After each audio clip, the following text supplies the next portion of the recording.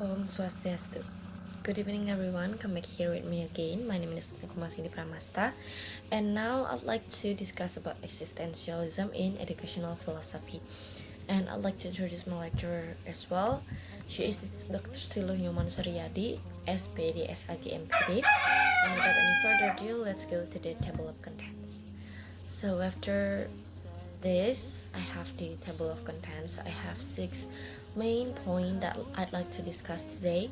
The first one is the existentialism in a view of reality. The second is in a view of knowledge. The third is in a view of value. The fourth is in a view of educations, and the fifth is the implications of existentialism in educational philosophy, and the last is the conclusions of the material. And the next page is come to the first main point, which is the existentialism in a view of reality. So let's begin now. What is existentialism in our reality? So existentialism is a philosophical school that views all phenomena as stemming from existence. So it comes from the word exist. Yeah, so existence is the way human existing in this world, and which is different from the way he is order, living things and objects material. So material things, the physical world, and the world outside humans have no meaning apart from the humans. That's the existentialism in our reality. And the next material is existentialism in a view of knowledge, or the second material. Yeah. So the first one is human knowledge depend on his understanding of reality, of course. And the second is the knowledge students acquire at school is not a tool for getting a job or a career. So it's just a formality. Actually, the existence in our reality is the tool is for the development and self-fulfillment. And the last is let the child's personality develop to find the truth in this world. So that is the existentialism in education. And the third is we have existentialism in a view of value. Humans have the freedom to choose what actions to take, but determining the best course of action is difficult. So in a value where we exist in this world, it is very free to choose what things we are going to do, right? But the most difficult things is to choose the right things and the wiser things. Before this, we have existentialism in a view of educations. So we have four here. The first is for the educational purpose, and the second is for the curriculum.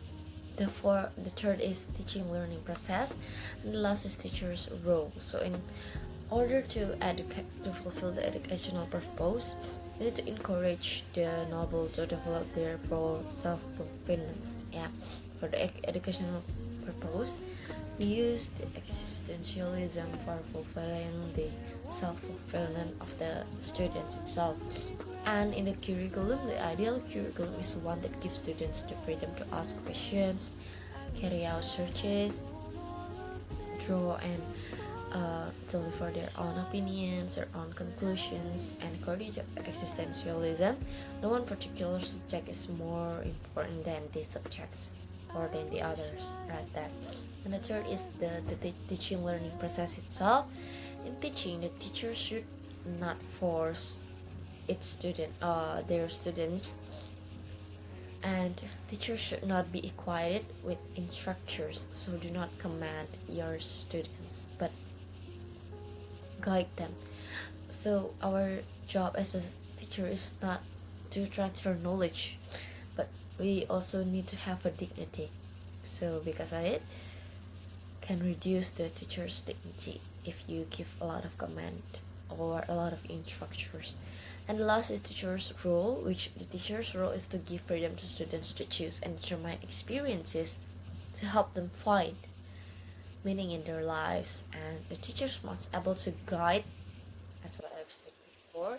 The teacher's role is not only to deliver or to transfer knowledge to students, but we need to also have the dignity and the ability to guide students, and so they are able to think through questions.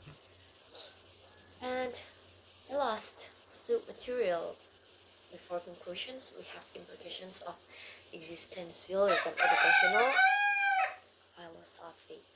We have 5 points here. The first one is in educational purpose.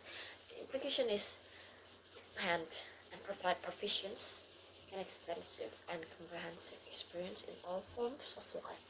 The second is student status.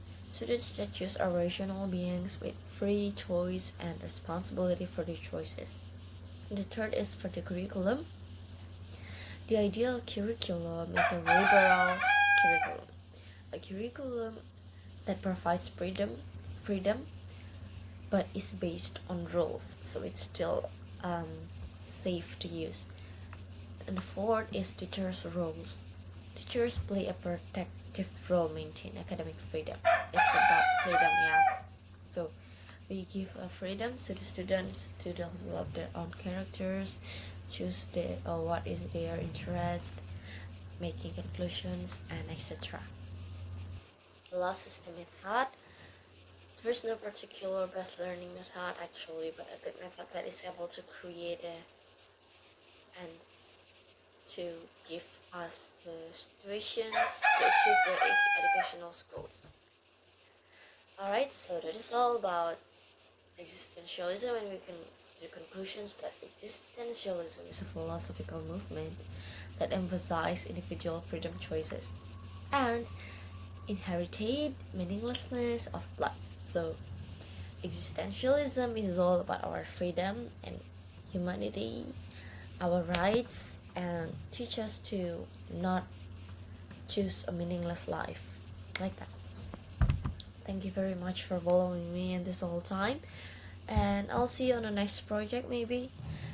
And so keep on watching my next video. Bye bye. Om Santi Santi.